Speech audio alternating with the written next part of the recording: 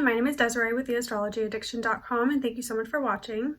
So today's video is going to be how to read a birth chart and the things that you should be focusing on learning and understanding when you're looking up your chart or a friend's birth chart. So I do practice traditional astrology and I use the whole sign house method, and my goal is to help you find purpose and understanding through the cosmos. If you would like to book a reading with me, my link is in the description box, but stay tuned if you are wanting to know how to better read a birth chart. Now this is going to be mainly for those beginner astrologers, but there will be some things that I mention and things to focus on within this, initial analyzation of the birth chart that is good for really any level of astrologer or astrology enthusiast. So the first thing that you want to do is, look up a symbol of astrology chart on Google, something like this, and this will show you all of the planets. So on the right side here of the screen, it's going to show you the Sun, Moon, Mercury, Venus, Mars, Jupiter, Saturn, Uranus, Neptune, and Pluto, and the symbols that you need to memorize to be able to really read a birth chart well. Now you also want to learn the zodiac signs at the bottom of this image.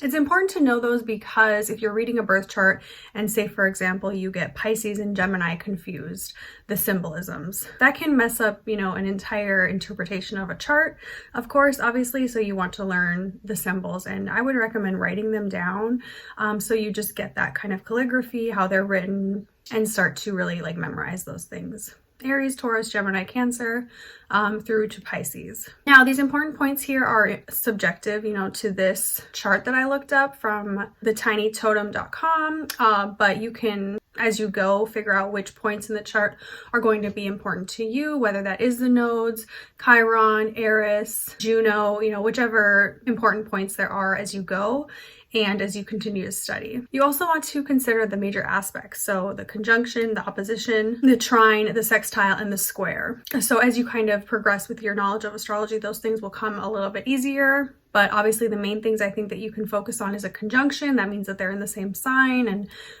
usually conjunctions and these degree-based aspects are within about 5 degrees. So keep that in mind. Now the next thing that's very important to focus on is the modality of the signs. So again, as you continue to learn astrology, you're going to want to know which signs are air signs, which signs are earth and water and fire signs. So this puts it into a nice chart here and goes through all of the signs, will tell you which sign is an earth sign, which sign is a fixed sign.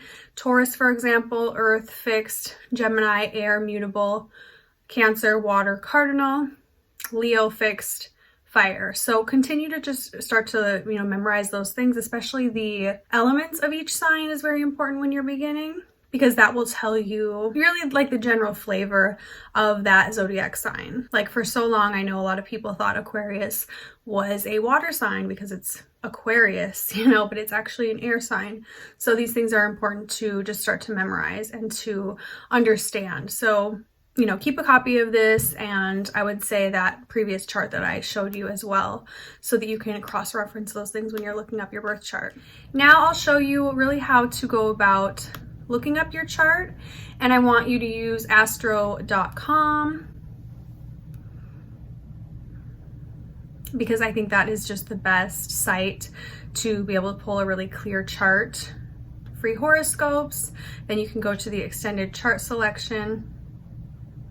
And then in here, you're going to, I would say, choose the whole sign house method and add your new person for your birth information, whether that's you or someone else.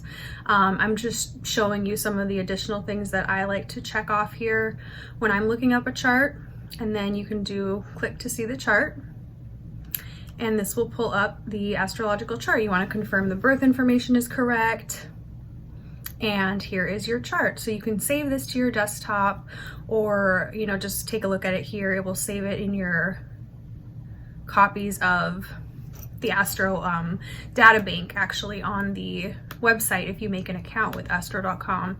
So it's really nice because then you can always go back and look at previous charts that you've looked up. So now with this chart, for example, again, as you can see, there's symbols and the, different aspects are starting to be formed here. So it's important that you do learn those symbols of the planets and the symbols of the astrological signs.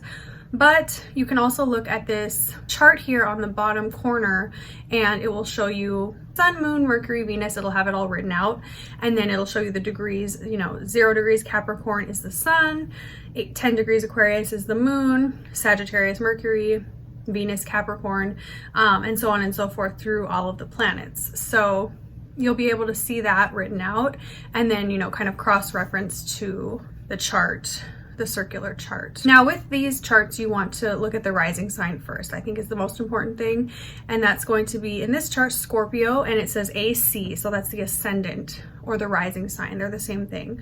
So that is very important because that will tell you what is the ruling planet for this person, what's the most important planet in their chart typically, and the rising sign. You can start to Google those types of things if you're wanting to understand more about what that means. But I think that's a good starting point. That's where I always start my readings off, is with the rising sign. It definitely shows you, the life force of this person, their first impressions towards people, how people view them, and it's really the house of the self. So keep that in mind. Then you want to, I would say, look at the Sun and the Moon sign. So this chart has the Sun at 0 degrees Capricorn, Moon at 10 degrees Aquarius, and then you can see that there is also Venus in Capricorn, and this Moon has Uranus exactly conjunct to the Moon. So that has a lot of different meanings, and you can start to interpret from there. I would say Google those things if you want to get some different opinions and ideas about what the planets in each sign means. There's tons of information out there for you to take a look at and to kind of start to form your own interpretations of those things. Mercury is in Sagittarius conjunct Pluto, so you can Google those things in your chart and see what that might mean for you. You also want to pay attention to the other angles of this chart. So again, I said AC is the rising sign in Scorpio.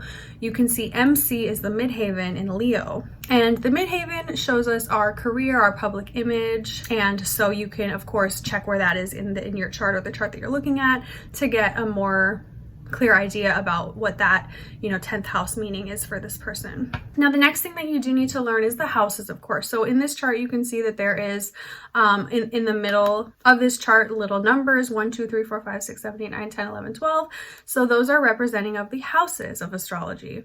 Now here is another chart. You can kind of Google the houses of astrology and find a chart that is similar to this, or whatever type of school of astrology you want to study. I would say traditional astrology would be the best thing to start with, and this will go over what each of the houses means and what you should be thinking about, which area of life is important for each house. So each house kind of rules a different area of life. So in the first house you have the life, the body, the spirit.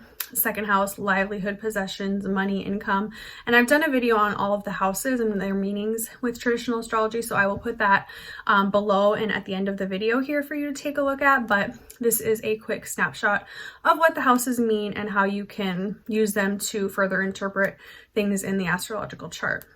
So here is a easy astrological rulership chart with the traditional rulerships, and this is from straightwoo.com, so you can Google something like this as well, and it will show you all of the signs, their ruler or domicile, the exaltation, detriment, and fall. So you'll see which planets are going to be in detriment, fall, and which planets are exalted in each sign. So that will give you further knowledge, and this is probably like a step that I would say for probably the last thing that you're learning within how to read a birth chart.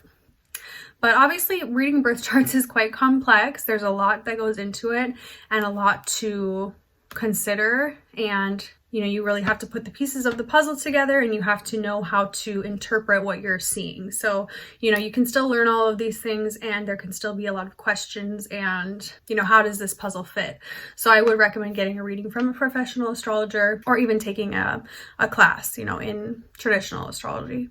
I would recommend to start off with. So thank you guys so much for watching. I hope this video helped. And if you have any questions, leave them below. Now, I did say I would put the video that I made for the houses of astrology, and when I went over that and explained the houses to you. So take a look at this video. It's going to be on the screen and then linked below. If you are interested in booking a reading with me, my link is in the description box as well. Have a great day. Bye.